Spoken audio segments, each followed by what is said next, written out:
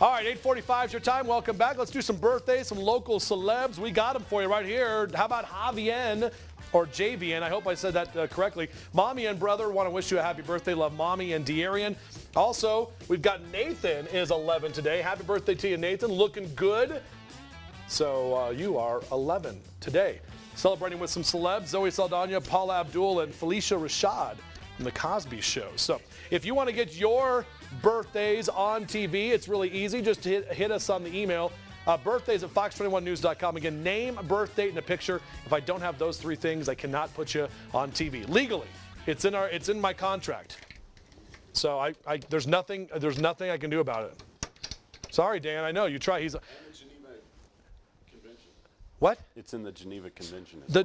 And the Kyoto Protocol. That's right. Same thing. They're all talking about the G8 summit. And the Torah. And the Torah. And the Dead Sea Scrolls. So they talked about it at the G8 summit. They were like, what's the deal with the birthdays? Must have a date. In Colorado. Gotta have the date. Must have a date.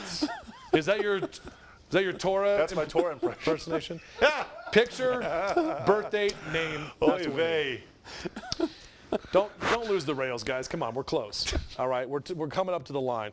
Looking out toward the east right now, there are the clouds, the sun coming through now, starting to break up some of that cloud cover. More sunshine this afternoon, warmer temperatures, winds picking up. Unfortunately, that means increased fire danger today. We've had a couple of days of some breaks in terms of our humidity. Those thunderstorms kicking up in the afternoon and giving some much needed rain to the firefighting effort. 67 Lamar, 64 in La Junta, 58 in the Spring, 62 in Pueblo. That press conference coming up in minutes, and we're going to have that at the top of the hour, not only on TV but online at fox21news.com. You can stream us live if you have to take off for work. You can put on your mobile app, your iPad, or watch at work.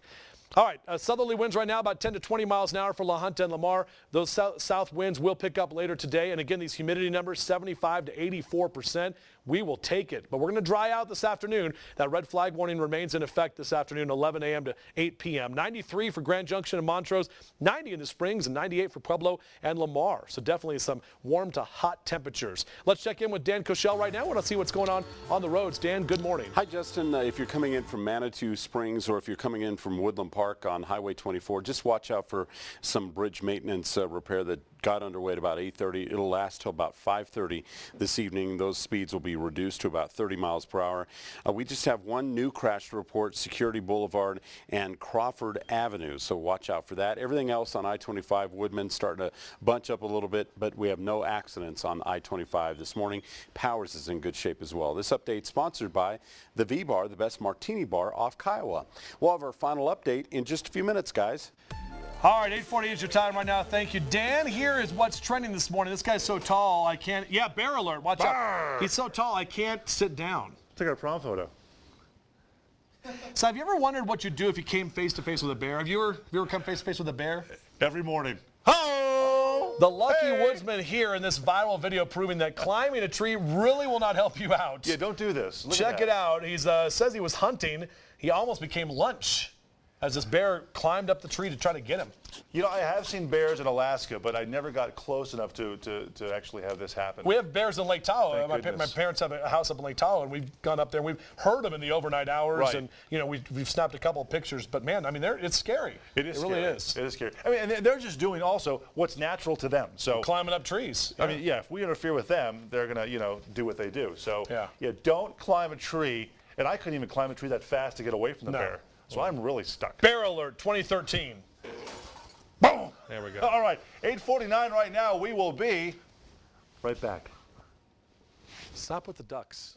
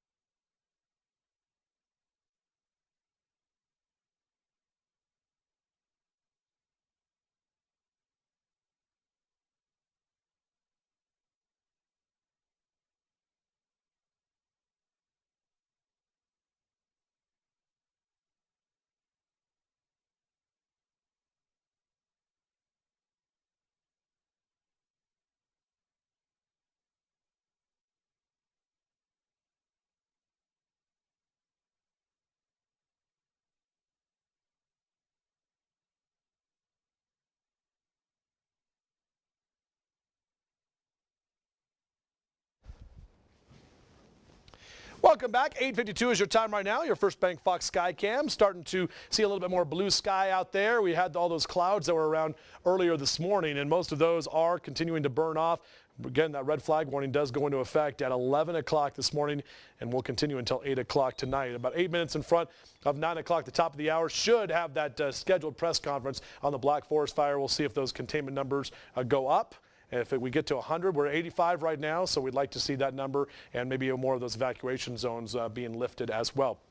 Satellite and radar picture, we are seeing the clearing. We saw quite a bit of rough weather yesterday, including that tornado right near Denver International Airport. People waiting for their planes or just in the concourse had to be evacuated to the tornado shelters because they had that tornado warning at that time. 55 Monument Hill at this hour, 58 in the spring, 62 in Pueblo. Let's look at how things are going to shape up on Future View. Again, in the next hour or two, continuing to clear things out. We put Future View in motion 10 o'clock until about 5 o'clock this afternoon, and we stay mostly clear. Those winds increasing this afternoon, temperatures rising as well. Between about 5 and 8 is when we'll start to see some development of some storms, possibly in the eastern plains out toward Eads, Lamar, and Springfield. Definitely want to watch your weather radio. Make sure you have our app as well, and that way you can get all the latest weather information in case there's any warnings or watches out there. Then into tomorrow afternoon, we stay mostly clear and we stay dry as well. The breezes are going to be around at least for the next couple of days.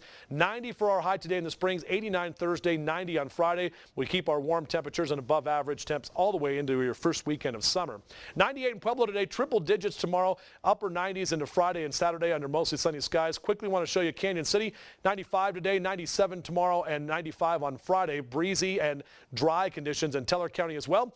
80 today, 79 on Thursday, upper 70s into Friday and Saturday. All right, Dan, what do you have for us one final time, our check of traffic here? We have just one crash, Security and Crawford. That's about it. Let's take you out to I-25 Woodman. You can see here things getting very busy out there this morning. This update sponsored by the Window Store, rated #1 Windows Colorado. Buy 2, get 1 free, the Window Store. Guys, have a great day. We'll talk to you tomorrow. All right. Yeah, thanks so much, Dan. We're going to take a break here momentarily, come back. That 9 o'clock news conference is on the way just around 9 o'clock. Exactly. And we're going to see at the top of the hour the latest update in the Black Forest fire. We'll have it for you right here on TV at Fox 21 News and online, fox21news.com. So if you have to head out the door, you can get it right there on your phone, your iPad, your tablet, whatever, be able to watch us and see the very latest information on this fire. Okay, we'll be right back.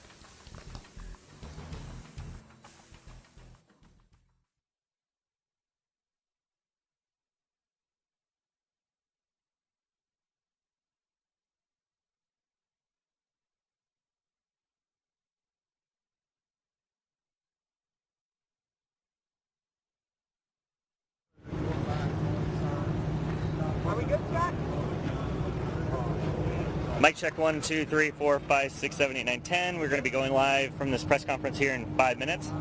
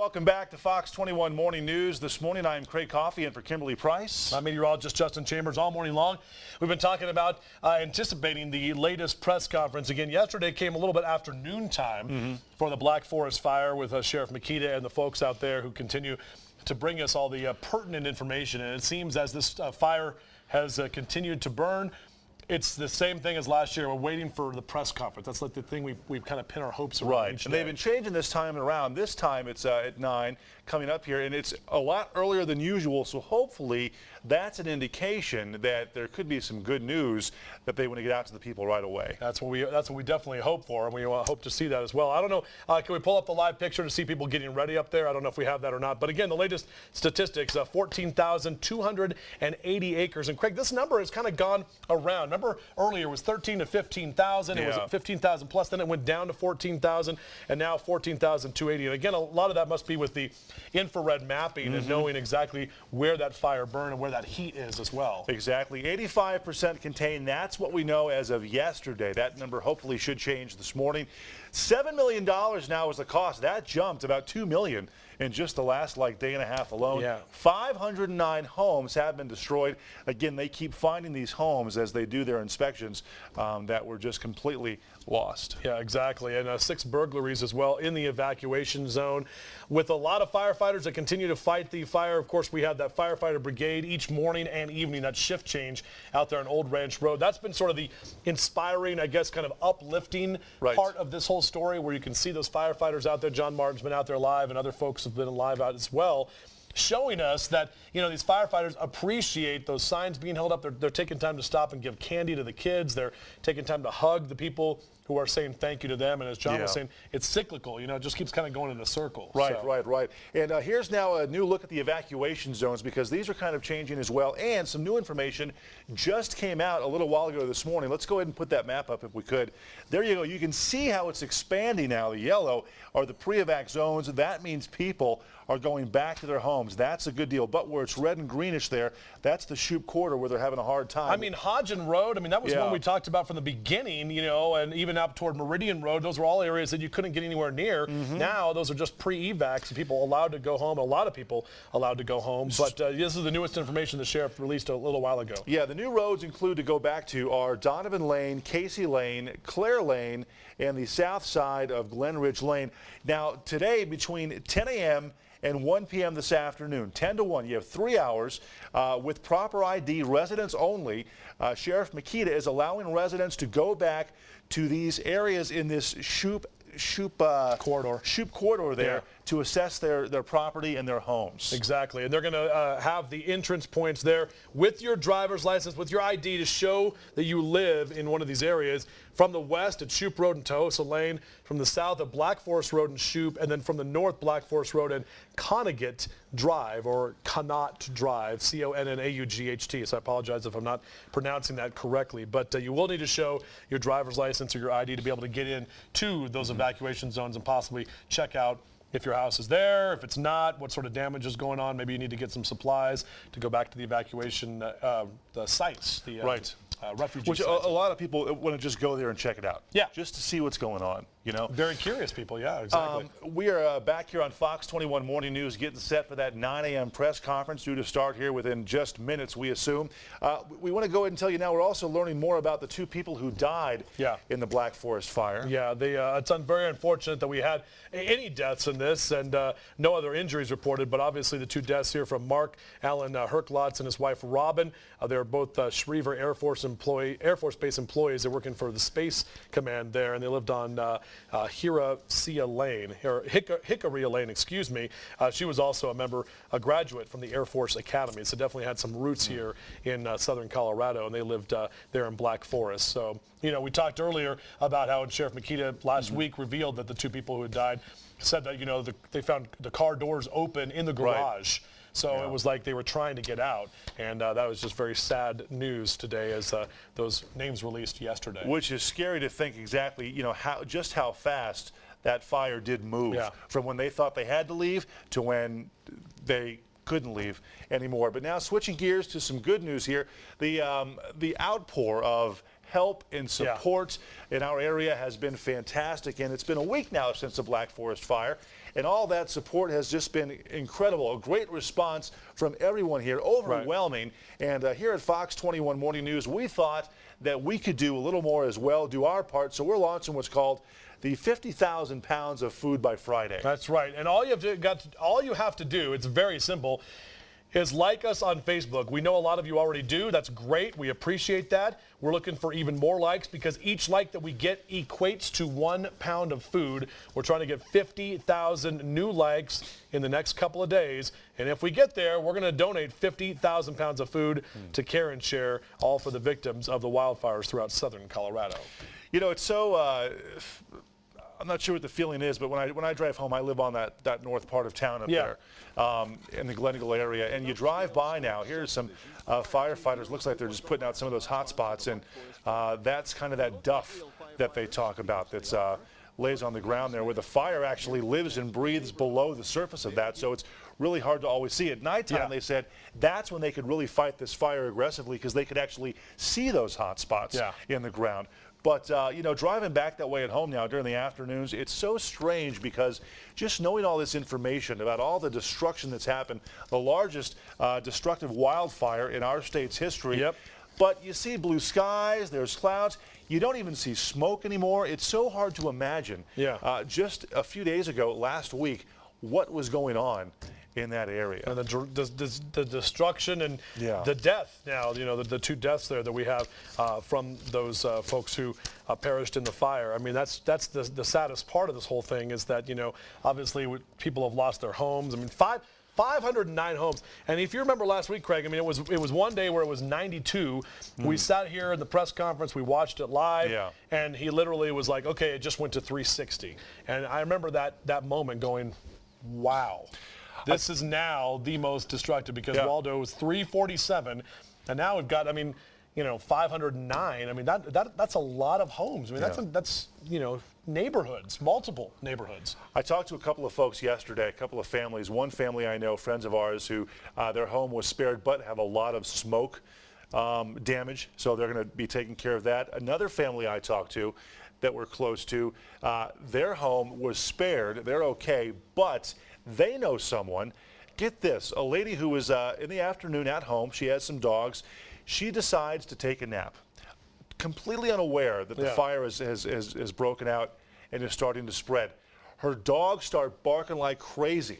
She eventually wakes up to think, you know, what's going on with the dogs, looks outside, her deck is completely engulfed in flames. Oh my goodness. She gets the dogs, runs out to a car. One of their cars was already on fire, gets in a car, and takes off to escape out of Black Forest. That's how close it was. Yeah, I know. So, I mean, an amazing story. Her dogs saved her life. Exactly. And that's what's so great about animals. Everybody talks about, you know, animals being part of the family, and they absolutely are. We had Gretchen in earlier from the Humane Society of the Pikes Peak region that took in, you know, I think 400 or 500 was the number, as you said officially, but a lot of animals that were taken in that were displaced or just needed a place to stay. Then they had the temporary shelter up there at Palmer Ridge High School. So, I mean, it's so nice that you can kind of have that because your dogs or cats, I mean, they're your life. They're your children. I mean, I celebrated Father's Day. My furry daughter, you know, I just have my doggie, but I mean, I feel like she is my daughter, so I would feel awful. They are. They're like your family. Yeah, they are. You can see on the side of your screen there that we are getting things set for that press conference. Again, they have the map up. This is the, you know, kind of the typical shot where they're just all looking at the map. They're getting all their kind of papers together, figuring out exactly what the order is going to be for who's talking, and then Sheriff Makita, I'm sure, will address the mic here and step up as well. Trying to get a look at that map right now as they're zooming in. And I don't know what the different colors indicate there. It looks like possibly some more, maybe some more evacuation areas being able to be lifted out of the mandatory zones. But I don't see a lot of red. I see purple, green, blue, yellow. And I don't know if that's like the days of the fire. I remember last year in Waldo, that's how they did it. This was day 1, this was day 2, and it showed you how that fire progressed. But, you know, I don't want to speculate until we figure out what those maps mean. But we are back here once again on Fox 21 Morning News awaiting this 9 o'clock press conference. That's the time it was scheduled to start here. The recent numbers so far, 85% contained. That's what we know, burning close to 15,000 acres. And that number again, 509 homes have been destroyed and consumed by this fire. And $7 million plus to fight this fire. You've already mentioned that went up just from $5 million the other day. Yeah. And 6 burglaries, unfortunately, in the homes. And you were talking about the press conference the other day, how the DA said, you know what, we're not going to stand for this. There's zero tolerance. You're going to be prosecuted to the fullest extent of the law, and people aren't going to take it. We're Colorado strong. Nobody's going to take it from some thug or some thief trying to come in and steal your stuff in the face of this tragedy. If we could just talk weather just for a second, because the other day, Rich Harvey was talking about the humidity and the relative index numbers, where it says that a fire can't really sustain itself and survive on anything above 30%. We have been in the 80 to 90% range lately. The last couple of days, and especially this morning with all of that fog that sort of was hanging around, those low clouds, so to speak. Really wasn't fog, it was more just low clouds from all that moisture yesterday.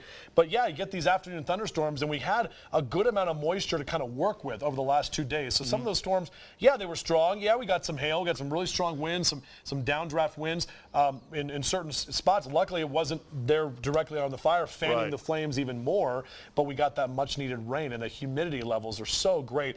It's unfortunate, though, today we're going to get back the other way. We're going to get back into red flag warnings that we've got today. Again, those temperatures are going to rise, and we're going to see plenty of sunshine, so that's really going to help to heat up the ground. But those winds that'll be around today out of the southwest, pushing anything that's going to be burning out to the north and to the northeast. And help us out. So for those that might not know, I don't, a red flag warning means what? High winds? It means winds, low relative humidities, and temperatures, and the fuels that are there to be able to burn as well. Okay, we're getting the standby for the press conference. Here we go. We'll start off with, I was speaking to Rich Harvey, the incident commander. He's holding our containment at the same, but we expect some changes today during their noon command staff meeting, but I'll let him address more specifics as it relates to the fire. We are opening up a couple more areas for limited access time frames. On the map behind me, it's referred to area C and D, and that would be those areas that have not been allowed access west of Black Forest Road and south of Connaught Drive. If you just take Connaught and Black Forest, it's all that area south. Those people will be allowed in. They'll be given informational packets and then a placard for once we can open it up to limited access. Now, if you live in an area that is between Falcon Drive to Milam Road and in the Peregrine area, and it's south of Dar, there's about 22 homes in there that will require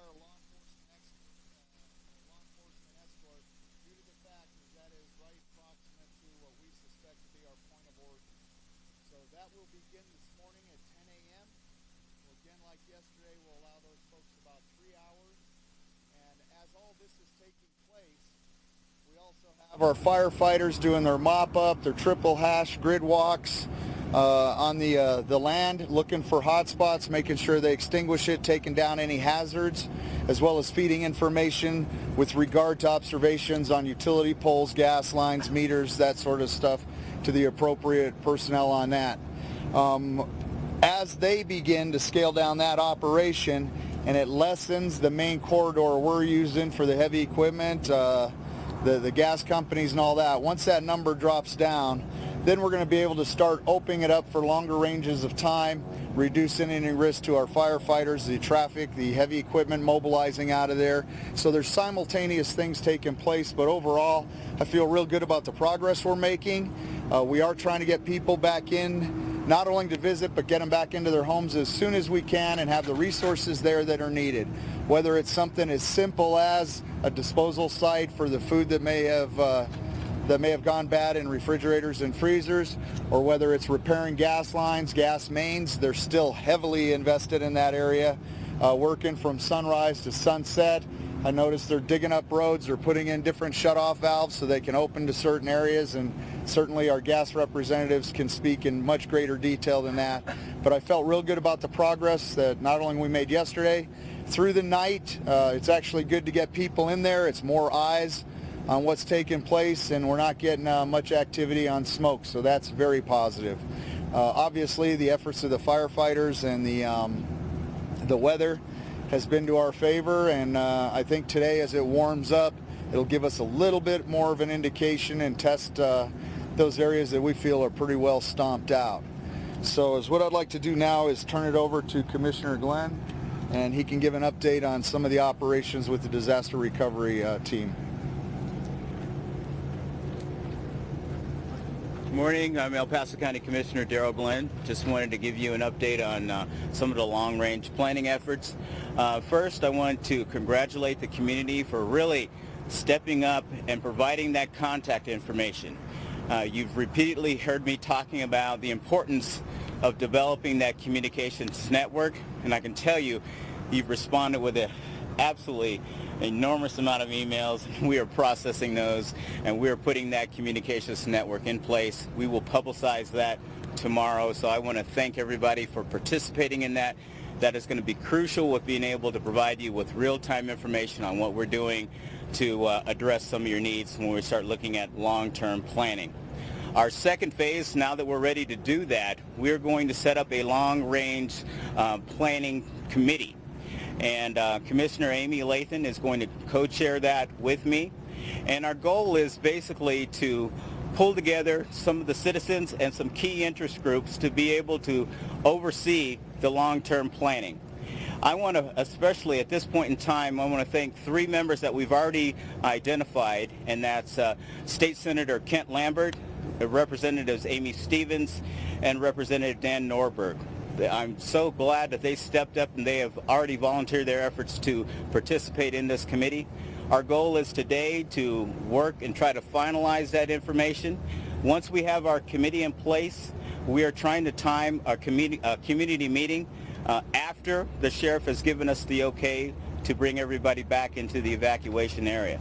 But our goal is to try to develop subcommittees so that we can address some of the long-term goals. But we are planning that, and we're working for a smooth transition. But I just wanted to give you an update that we are progressing, and I want to thank everybody for all the hard work that they've done to date. And again, take a time to really reflect. This is an opportunity, and I guarantee you, with all the work and support that we have received, we will restore this community, we will rebuild, and we are going to be moving forward. We're going to come back stronger. And on a side note, I would be remiss in saying happy birthday to my youngest daughter. She's going to be 21 years old today, so I would have to deal with that if I went home if I didn't say that. So thank you very much, and I will be around at the press conference if you have any questions. Thanks, Darrell. And now, Commander Rich Harvey. Good morning, Rich Harvey, Incident Commander for the Black. Good morning, Rich Harvey, Incident Commander for the Black Forest Fire. Last night the crews had a pretty good day out there. They didn't find. Last night the crew had a pretty good night out there. They didn't find too many smokes, but they've been active, and the smokes that they are finding are primarily a couple areas. Stump holes that are still retaining heat, some manure piles that are just hard to put out, they're holding heat, and some like trash pit type of stuff. So nothing really significant. They've gotten the lighter stuff. There's a few spots where those heavier fuels, for lack of a better term, are holding some of the heat. They're getting into them. We got some help, as the sheriff mentioned, from the public. As the homeowners and the residents started to tour and get back in there, we were averaging about 5 calls an hour from the public to the EOC to our firefighters to go get them. That tapered off after the first 4 or 5 hours to about 1 per hour. So as we suspect as things are repopulated, we will use those eyes and get more people looking closer on the ground for smokes and continue to knock the heat out of it. An interesting story I was told last night when it was announced that the Cathedral Pines people would be coming back to their residence, back to their homes. The firefighters wanted to repay some of the tribute and the respect they've been getting from the public. They lined their engines in that division up along the road, put their lights on, and welcomed the public home to Cathedral Pines last night. So they really appreciate the support they get, and they want to show it in every way they can that they're working hard for you guys. Today's operation, we're continuing to just knock the heat out of it, continue to work on getting that last 10-15% of containment in there. We've got 4 crews out there, 41 engines, 19 miscellaneous equipment, and some overhead. all dedicated to continuing to knock the heat out, continuing to make it safe to return home, and as working closely with the Sheriff's Department to get people in as fast as we can. Make it safe, take down hazard trees, that kind of stuff. Cost to date is $8.5 million. And we'll keep you guys posted as we can throughout the day with updates as we get them, as we achieve some of our containment goals. We are expecting a different kind of weather forecast for today. No thunderstorms this afternoon, but hot, dry, single-digit relative humidities. So that's a good and a bad thing. As I told the firefighters today that this was a test. We look forward to the test because we've been preparing for it all week. Some of us have been preparing for these kind of things all of our careers. You know, this is a time when the fire has a chance to get active. We are prepared for it, and in a certain aspect we welcome it because it will show us that last remaining heat and we can get this thing done quicker. So today, as it warms up, we're prepared, we're vigilant, and we'll be doing our best to knock it out. Thank you.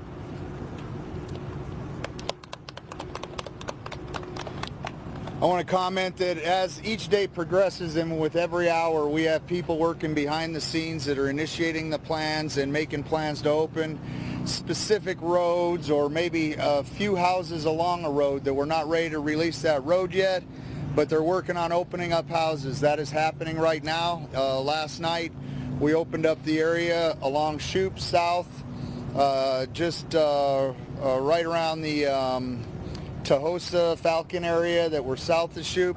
We're trying to pick those off, moving to the east and get those homes reoccupied, as well as along those north edges.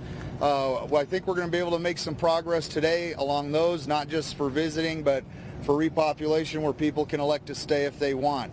It's getting down to where now it's my home isn't open on this street yet or on that street. We are addressing those as they come up, and I know every couple hours there will be updates, and we'll be moving those roadblocks and tightening up that area control until finally we can release it all and let people make those decisions. There will be a period of time where some of that most affected area, we have two scenes in there. We have the point of origin investigation as well as we have a death investigation. So those areas we need to keep maintained, and I need to tell you that although you may not be close to those areas, that fire is a crime scene until otherwise proven. The entire burn area is. And we have a lot of folks looking at it, not only from an investigation for the cause of the fire, but also from a behavior standpoint so that we can take this data and learn from it and apply to keep our community safer in the future. And that information is not only important to our community, but for other communities, because there's a lot of them out there that could suffer this very similar consequence. As far as some of the resources, we still have a lot of our Type 1 members and resources in there. Obviously, they'll be starting to move out, which will thin down some of the traffic.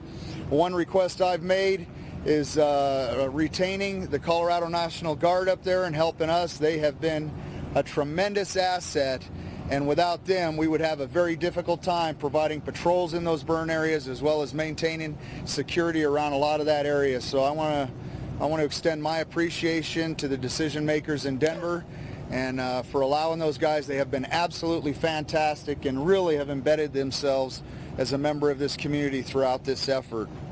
To date, we're at 509 total losses on homes, 28 partial losses, and we have about 3,653 that were unaffected but within the fire zone. So we're real happy with the outcome of that. Currently, as far as burglary cases, we are at 7, which I think just having one is actually quite disgusting. But we are working those actively, and we will pursue those, and we will clear those. And I have the confidence in the word of the district attorney that he will prosecute with the full range and extent of the law. So we have full support in there, and I would hope if people have an intent to victimize someone, they do not go into the Black Forest area. We will keep our patrols very active. We're working in concert with the fire personnel. We're going to have fire personnel in there patrolling over the next few days, and we're shooting for a target as we approach the weekend to release all areas to where people can start just going back as they please. That's the ultimate goal.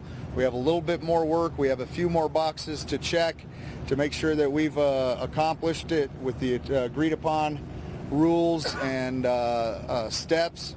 But I feel real good about the progress, and I think we're going to have another good day.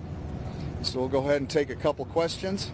Sheriff, can you talk more about the burglaries and what's going on with those? You said one in particular or something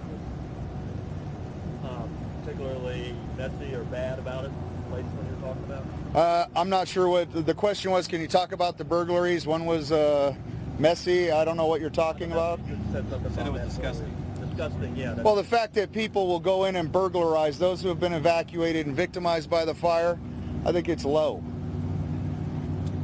And there's not one that I would single out. All of them are. I mean, these people have been displaced. Some have lost everything they own. And there are people out there that would actually go victimize them. I think is just pretty sad. I think it's pretty low. And if you're one of them, I think you're a pretty sad individual. Other than that, we're investigating them. And we'll continue to investigate them. Do you know when the... Hold on, one at a time. Any concerns or things people should know if they're going back to their homes that burned and they're trying to sift through to see if anything's left? You know, yeah, there's all kinds of hazards. From what I've witnessed, a lot of the construction debris that did not completely disintegrate. You have metal objects, you have metal that didn't melt, you're going to have sharp edges. Even on, for instance, a stucco house where maybe the stucco fell into the foundation, it's full of staples from the construction process. So there are numerous hazards. In addition, there is a very real possibility that within a foundation, let's say, that there is still heat sources in there. And for those folks that really do want to get down in and dig around, and it's almost amazing at times what will survive that intense heat. I would suggest that they communicate.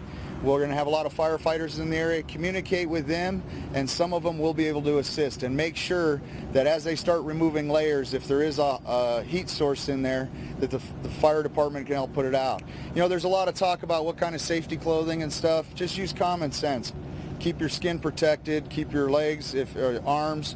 Wear gloves.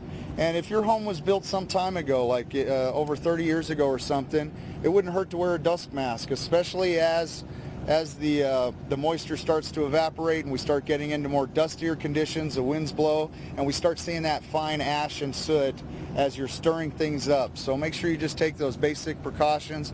And one final one that people don't think about, make sure you wear some eye protection.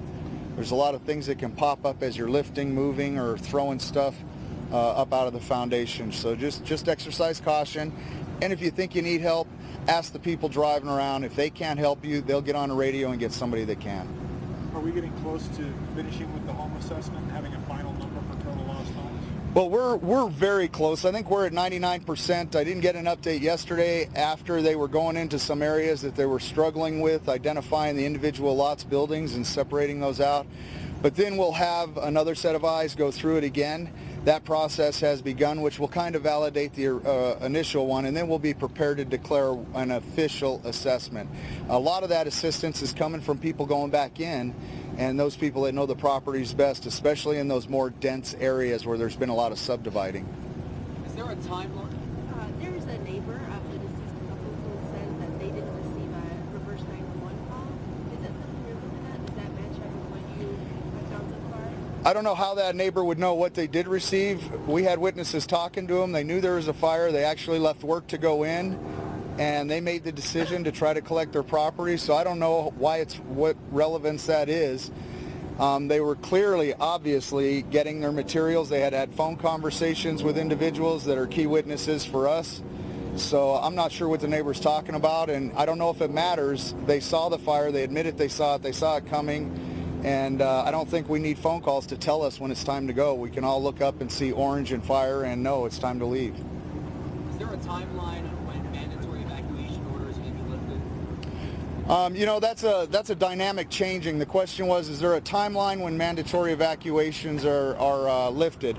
It's driven by the activity and the standards that are in place that we have to meet before we can start lifting those mandatory evacuations and letting people in. In addition to that checklist, we have an obligation to keep certain areas secure.